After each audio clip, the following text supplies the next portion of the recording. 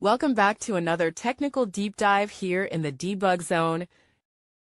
Today we're tackling a big question and breaking it down with insights from other users. Hopefully this clears up some misconceptions and helps you get the answer you need.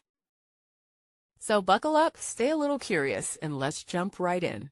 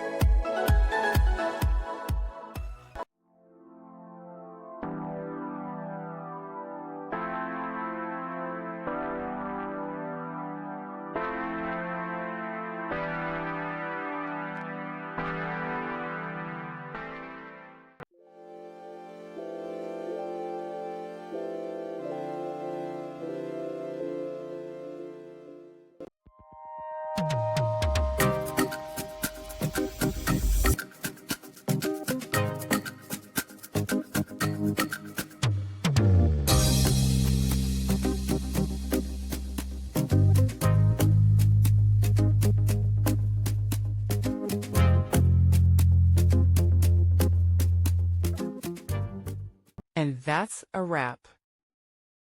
I hope you found the answer you were looking for. If you did, take a second to hit that subscribe button. It really helps out.